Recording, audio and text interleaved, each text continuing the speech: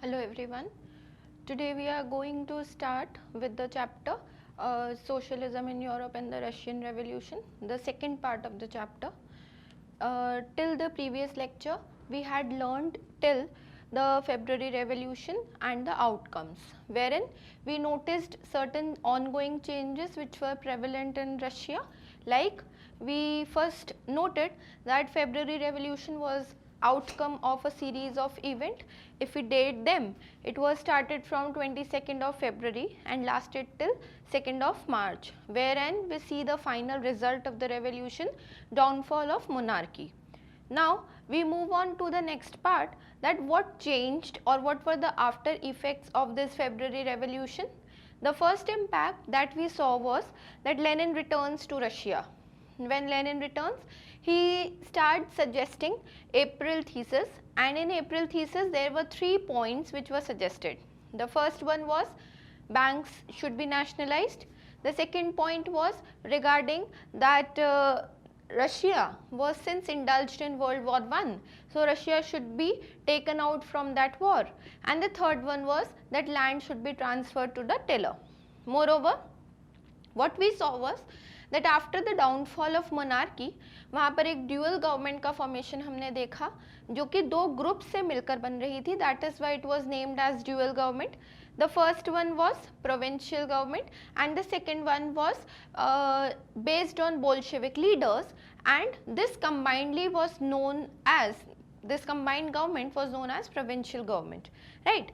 अब जब ये गवर्नमेंट मूव कर रही थी तो बोल्शेविक लीडर्स जो थे और इसमें कुछ कंजर्वेटिव्स जो थे, उन जिन लोगों ने पार्टिसिपेट किया था इसको फॉर्म करने में, बोल्शेविक्स लगातार लोगों को वार्न करते जा रहे थे that we can not trust conservatives more since at any point of time they might tilt towards the ideological shift, और इस आइडियोलॉजिकल शिफ्ट की वजह से कभी भी पावर चेंज हो सकती है.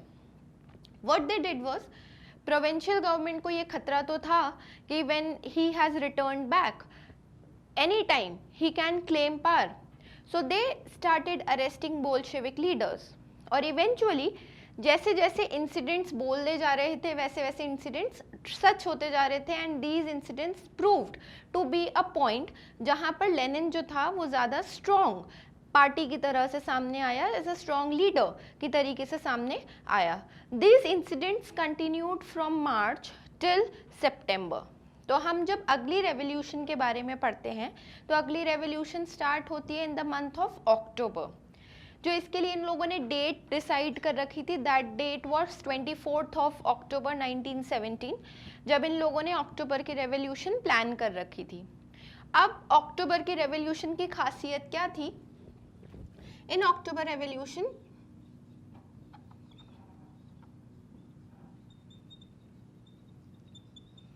which was started in the very same year 1917, जो डेट डिसाइड करी गई थी वो थी 24th ऑफ अक्टूबर. और इस रेवोल्यूशन को स्टार्ट करने के लिए इन लोगों ने प्लान किया था और एक मिलिट्री रेवोल्यूशनरी कमिटी का फॉर्मेशन किया. This committee was led by Leon Trotsky. ठीक है. अब मिलिट्री रेवोल्यूशनरी कमेटी क्यों अपॉइंट करी थी? डेफिनेट सी बात है कि आपको अगर एग्जिस्टिंग गवर्नमेंट को ओवरथ्रो करना है तो उस एग्जिस्टिंग गवर्नमेंट को ओवरथ्रो करने के लिए definitely you need a bigger power और a bigger military assistance in order to overthrow it. तो मिलिट्री रेवोल्यूशनरी कमेटी इसीलिए बनाई गई थी so that they could seize control and they could seize power. अब इन लोगों ने जो प्लान डिसाइड किया था वो प्लान था कि they were supposed to start with shelling of Winter Palace. Shelling का मतलब इन लोगों को बॉम्बिंग करनी थी विंटर पैलेस के ऊपर, and the plan goes accordingly.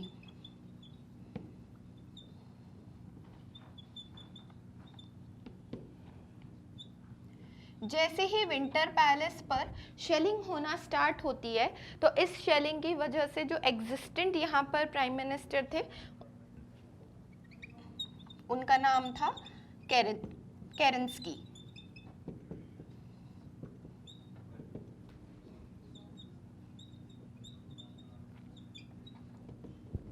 जो एग्जिस्टेंट प्राइम मिनिस्टर थे उनका नाम था केरेंस्की। सो when he started seeing that a military committee is attacking and shelling Winter Palace, so what he did was that in fear that he could not control so many people at a time, he literally flees away, he runs away, and after running away he says that I don't have so many people to control them, so I am going just to bring in more people so that it could be in a more controlled manner. ठीक है, तो जो prime minister केरेंस्की थे he flees away, और इनके जाने के बाद डेफिनेट सी बात है कि शेलिंग की वजह से यहाँ पर एक इम्पॉर्टेंट शिप का मेंशन भी हम करते हैं। The name of the ship was that ship aurora, जिसके थ्रू ये जो शेलिंग हो रही थी ये इसी शिप के थ्रू करी जा रही थी विंटर पैलेस पर। हमने ऑलरेडी ये चीज़ डिस्कस कर ली है कि अगर हम उसका स्ट्रक्चर देखें तो उसका स्ट्रक्चर है रिवर के दो साइड्स पर based, river Neva's left hand side and river Neva's right hand side. तो जो उसकी साइड थी उसके साइड के अकॉर्डिंग जो शिप था वो शिप औरोरा ने विंटर पैलेस के ऊपर शेलिंग करना स्टार्ट किया था।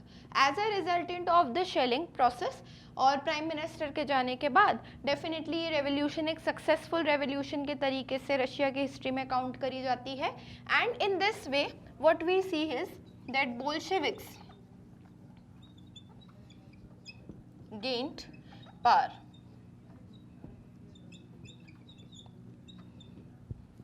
ठीक है, अब इसके आफ्टर इफेक्ट्स क्या आए कि जब रशिया की रेवोल्यूशन में अक्टूबर रेवोल्यूशन हुई तो उसके बाद व्हाट चेंज्ड,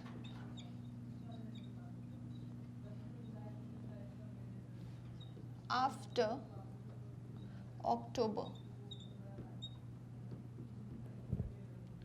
तो सबसे पहला मेजर चेंज जो आया था वो ये था दैट बोल्शेविक्स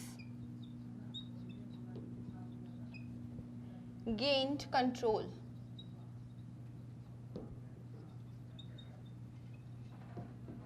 ठीक है, हम ये पहले भी चीज ऑलरेडी डिस्कस कर चुके हैं दैट सोशलिस्ट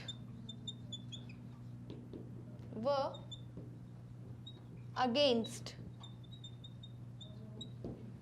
प्राइवेट प्रॉपर्टी। ठीक, थर्ड चेंज जो आया वो थर्ड चेंज था कि यहाँ पर उसने अपनी पार्टी का नाम बदलकर कम्युनिस्ट पार्टी के फॉर्म में रख लिया था। जब अगर हम हमारे फर्स्ट लेक्चर से इसको रिकॉल करें तो कम्युनिस्ट फॉर्म वो वाली फॉर्म होती है जहाँ पर एक और एक सिर्फ सिंगल पार्टी एग्जिस्ट करती है। तो जब अगर he changed this name, so what he did was, in other words we can say that Russia was declared officially as a one party state। ठीक, उसने साथ के साथ सीक्रेट पुलिस फोर्सेस, जैसे एग्जाम्पल के तौर पर हमारे पास है चेका फर्स्ट, उसने सीक्रेट पुलिस फोर्सेस भी हायर करी थी so that they could be proper controlling on the people. So secret police forces who were mostly dressed in civil uniforms were roaming around in the streets of Russia to keep control on the common civilians। Okay, ये कुछ changes थे जो changes अक्टूबर revolution के बाद आए। एक important change यहाँ पर और था that whatever was suggested in April thesis was implemented during the month of October। तो उसमें क्या क्या चीज़ें थी जो चेंज हुई, जैसे हम अप्रैल थीसिस में पढ़ चुके हैं कि बैंकिंग सिस्टम को नेशनलाइज कर दिया गया था, there were banks everywhere. The second change was that war was brought to a close, rather we could say that Russia was pulled out of war. And the third change was that the land was now declared a social property, a government's controlled property, not necessary that it is controlled by private individuals. So these were the major changes which happened after the October Revolution. Now moving on further, what happened was when these changes were going on, तो कुछ लोगों ने तो Lenin को support किया था और कुछ लोगों ने लेनिन को सपोर्ट नहीं किया, but these people had serious ideological difference with his party. कुछ लोगों का बहुत सीरियस कॉन्फ्लिक्ट था, बहुत आइडियोलॉजिकल डिफरेंस था with this existing Bolshevik party, जिसको अब उन्होंने नाम दे दिया था कम्युनिस्ट पार्टी. ठीक है, अब ऐसी कंडीशंस हो गई कि with in the country, formation of government के बाद with in the country 3 ideological shift के लोग पॉसिबल थे. They were categorized into 3 parts. First were the Reds, second were the Greens, and third were the Whites. ठीक, अब ये जो Reds थे, ये Reds टोटली सपोर्टर्स थे बोल्शेविक्स के.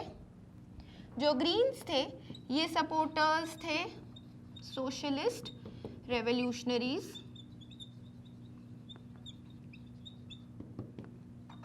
और ये जो वाइट्स थे, ये वाइट्स थे प्रोजारिस्ट. अब इन तीनों में कैसा आइडियोलॉजिकल शिफ्ट आया? जो बोल्शेविक्स थे वो तो डेफिनेट सी बात है कम्युनिस्ट पार्टी के सपोर्टर हुए. जो ग्रीन्स थे वो ना तो वाइट्स के समर्थन में थे और ना ही रेड्स के सपोर्ट में थे. Hence these were the people who not wanted tsar और not even wanted the Bolsheviks. मतलब ये दोनों ऑपोजिट आइडियोलॉजीज के थे. These people were believers that we are not interested in this and we are not interested in this. We were happy with the older system और हमें अब वापस से जार का रूल चाहिए. तो there was 3 ideologies going on within the people, और ये ऐसी प्रॉब्लम थी जिसकी वजह से यहाँ पर कॉन्फ्लिक्ट होने की प्रोबेबिलिटी ज़्यादा थी. इसीलिए हम इस कंडीशन को रेफ़र करते हैं सिविल वॉर के नाम से. ठीक है, जब ये सिविल वॉर चल रही थी तो सिविल वॉर चलने के वजह से when the neighboring countries came to know, जब neighboring countries को इस civil war के बारे में पता लगा, so they started turning hostile towards this war and they wanted to convert this unarmed war into an armed struggle. तो आसपास के जो देश थे वो आसपास के देश किसी ना किसी ग्रुप को सपोर्ट कर रहे थे so that they could easily divide. And since पहली बार कभी इस फॉर्म में गवर्नमेंट आ रही थी, सोशलिज्म के फॉर्म में गवर्नमेंट आ रही थी, एक नई आइडियोलॉजी इंट्रोड्यूस कर रही थी, तो डेफिनेट सी बात है लोगों की expectations were different. Plus expectations को कभी भी ट्रू रियल सेंस में नहीं एक्सेप्ट किया जा रहा था that these could be brought in a changing way. So hence the neighbouring countries which were even smaller started supporting the civil war or groups so that this war could turn into an armed rebellion. But इस civil war से as such Russia की economy के ऊपर कोई impact नहीं आया और Russia की सोसाइटी के ऊपर भी कोई इम्पैक्ट नहीं आया. Rather a positive change which could be seen because of this war was in December 1922. We see formation of USSR. हम अगर इसकी फुल फॉर्म बोलें तो इसकी फुल फॉर्म है union of Soviet socialist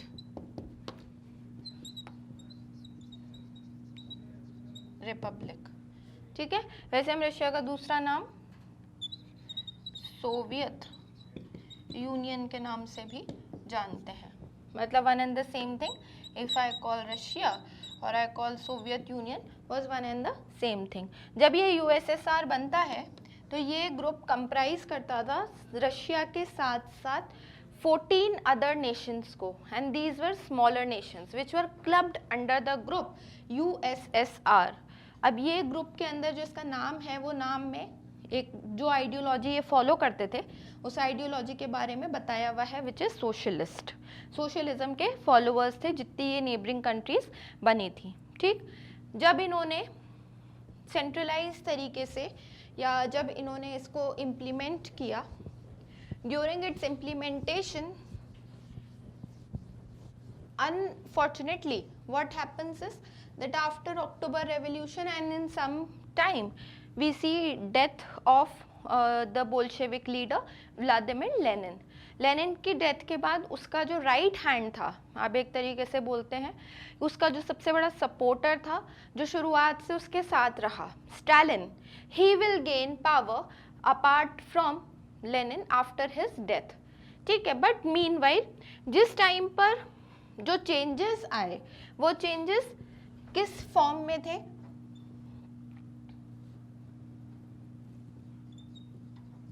That it was in the form of making a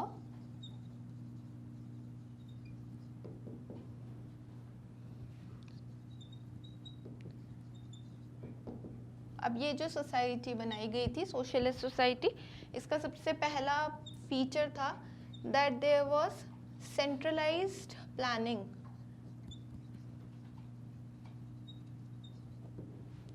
Methodology which was adopted. सबसे पहला change था कि यहाँ पर इकोनॉमी को सेंट्रलाइज तरीके से प्लान करके इन्होंने इम्प्लीमेंट करना स्टार्ट किया. फैक्ट्रीज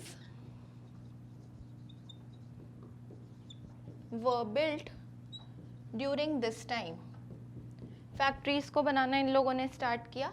जो फैक्ट्रीज बन रही थी उन फैक्ट्रीज में वर्कर्स की नीड का खास ध्यान रखा गया, जैसे education for children and crutches. Education for children plus crutches were kept into special focus. The reason for this was these two features do not allow workers to work efficiently.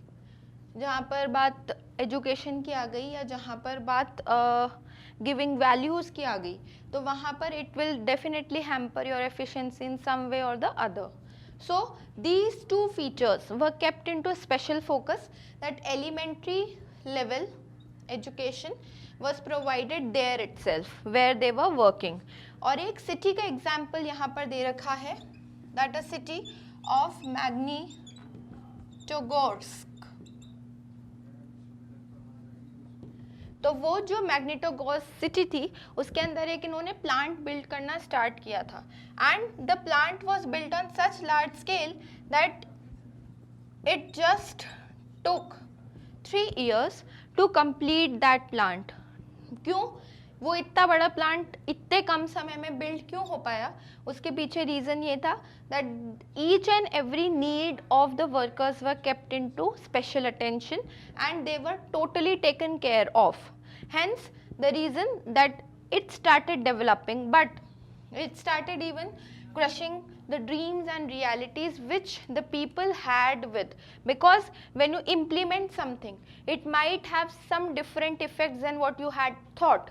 तो अगर अपन कुछ लोगों की अगर चाइल्डहुड मेमोरीज को collect करें who were during this point of time, so the dreams of the people were different than what they were facing in reality. जब ये सोशलिस्ट सोसाइटी बिल्ड हो रही थी और लेनिन की डेथ होती है, तो उसकी डेथ के बाद we will see the appraisal of Stalin.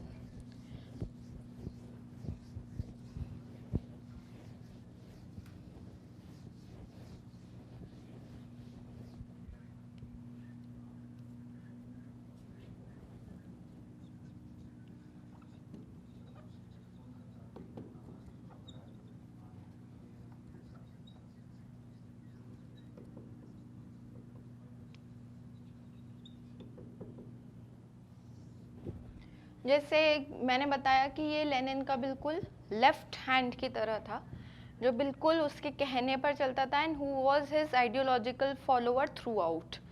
और जैसे लेनिन कार्ल मार्क्स का फॉलोअर था, तो in the same manner they had same sort of beliefs. तो इसका जो प्रोग्राम इसने चलाया था मीनवाइल, उस प्रोग्राम को ही सेड इट कलेक्टिवाइजेशन। अब कलेक्टिवाइजेशन में क्या होता था? कलेक्टिवाइजेशन में जैसा हमने पहले पढ़ा है कि they are against private property, existence of it. तो ये लोग हर चीज कलेक्टिव वे में करना चाहते थे। अब कलेक्टिवाइजेशन पॉसिबल कैसे होगा? He divided people into kulaks and the land was known as kolkhoz. यानी जो रिच टू डू पीजेंट्स थे,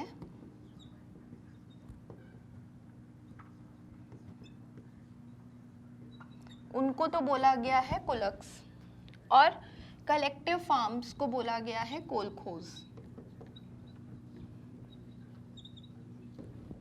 ठीक है। अब कलेक्टिव फार्म्स में किस तरीके से ये लोग प्रैक्टिस किया करते थे? कलेक्टिव फार्म्स में बिल्कुल उसी तरीके से प्रैक्टिस होती थी जैसे अपन ने पहले मीर प्रैक्टिस के बारे में पढ़ा है।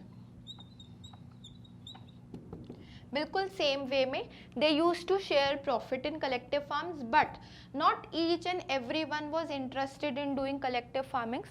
तो इसको बहुत ज़्यादा फेवर नहीं किया गया। हालांकि ये ओपनली कभी अपोज भी नहीं करता था किसी को कि you are not working in such a manner. Plus when he started this program there was acute food shortages which were going on. तो इसके ये प्रोग्राम चलाने की वजह से कुछ इम्प्रूवमेंट हुआ था रशिया की एग्रीकल्चरल इकोनॉमी में, but not to a very large extent. तो ये जो इसकी मीर प्रैक्टिस थी, not his mere practice but the program of collective farming जो इसने स्टार्ट किया था, इसके सपोर्टर्स बहुत ज़्यादा नहीं थे। प्लस जब सपोर्टर्स ज़्यादा नहीं थे तो डेफिनेट सी बात है, people started revolting against the system. तो इसने कभी ओपनली रिफ्यूज़ नहीं किया that you are not supposed to do collectively, but his harsh repressive policies automatically suppressed these people. But he was not tolerated for a much larger period of time. After certain period of time, he lost confidence in people, and people started revolting against him. And since there were so many people who were disagreeing with his policies, so soon he was forced to leave that place. जब Stalin का collectivisation ख़त्म हुआ, तो Stalin के collectivisation के बाद हम एक बहुत बड़ा इन्फ्लुएंस देखेंगे कि यूएसएसआर, जो कि एक सुपर पावर की तरीके से, एक सुपर ग्रुप की तरीके से इमर्ज हो रहा था, उस ग्रुप का ग्लोबल वर्ल्ड पर इन्फ्लुएंस क्या रहा। तो हम नेक्स्ट मूव करते हैं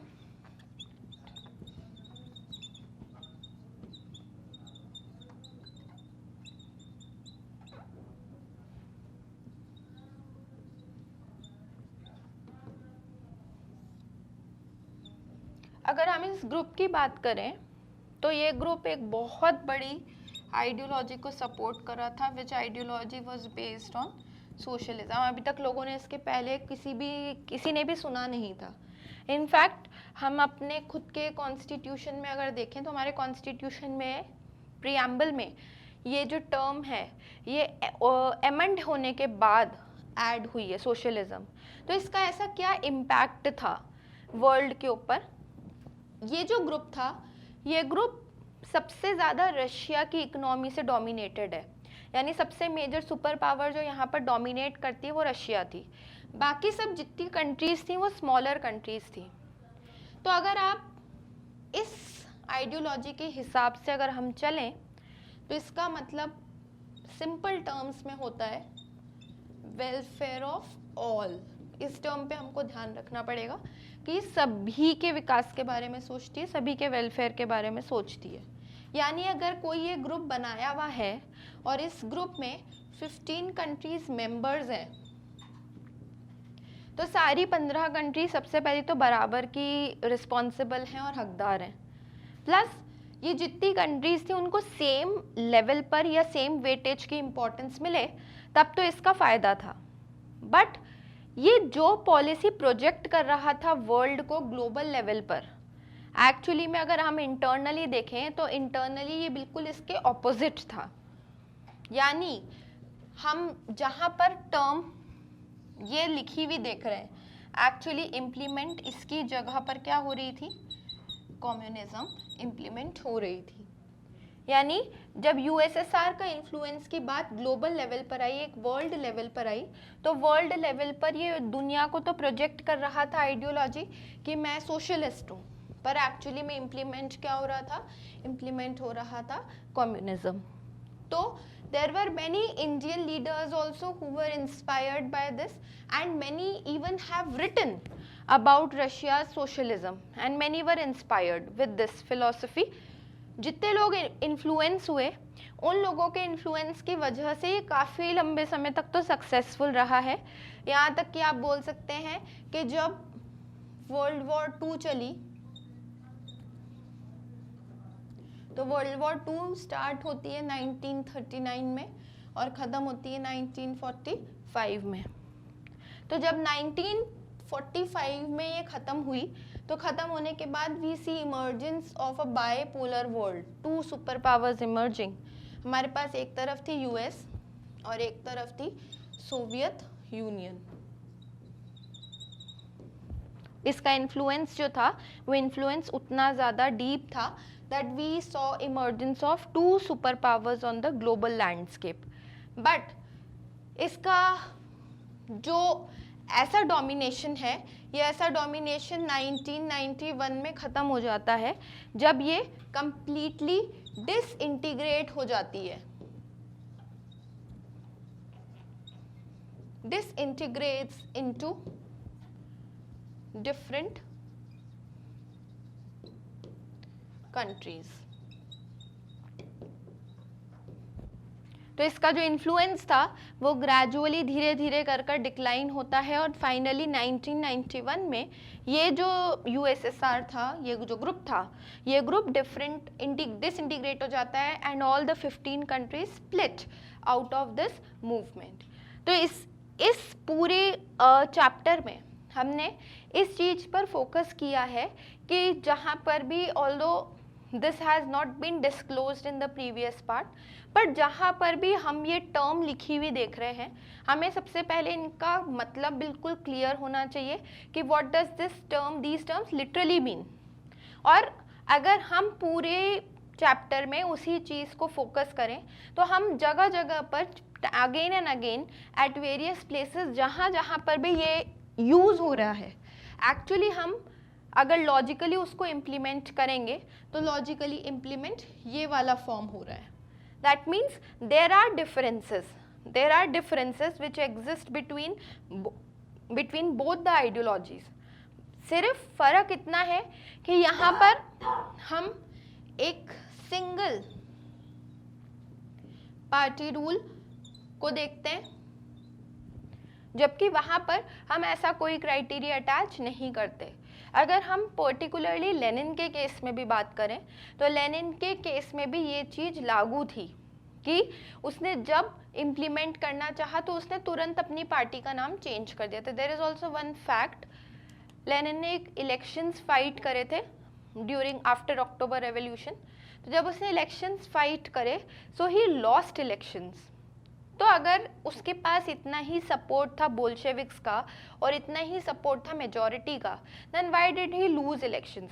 सिंपल सा फैक्ट था कि जो लोग थे वो बेसिकली पीजेंट्स थे हु वोटेड, और जो पीजेंट्स थे वो कभी भी कलेक्टिव फार्मिंग करना ही नहीं चाहते थे and they were not against social and private control of property. उसने जो सबसे पहला नियम ही इम्प्लीमेंट किया था वो नियम था that we are totally against existence of private property in any form. So this was one of the major jolt which shook his foundation, but support की वजह से डेफिनेटली ही वन पावर। और अक्टूबर रेवोल्यूशन में उसने एक और चेंज मेजरली जो किया था कि जर्मनी के साथ एक पीस ट्रीटी साइन करी थी which was signed at Brest Litovsk, so that they will not further engage in war after this, since both of them were on the opposite sides। दोनों ने वर्ल्ड वॉर 1 ऑपोजिट साइड से fight करी है। सो कहीं ना कहीं उनके दिमाग में ये चीज़ थी कि कभी आगे फ्यूचर में भी ये जो टेंशन है ये एग्रीवेट हो सकती है और स्टार्ट हो सकती है। So what they did were they simply eliminated all these possibilities by signing a peace treaty at Litovsk. Brest-Litovsk. So what we had done, what we had learned so far in the chapter, we started first with the ideologies, we then moved on to liberals, radicals and conservatives, we then moved on to industrial revolution and started with the Russian Empire. We were told about the system which prevailed there, like the religion which was dominated and the economic expansion. Then we studied about the 1905 revolution, which was an incident of Bloody Sunday. Then we moved on to First World War, February Revolution, its outcome, October Revolution, its outcome, and the today's lecture that we had learned. Thank you so much.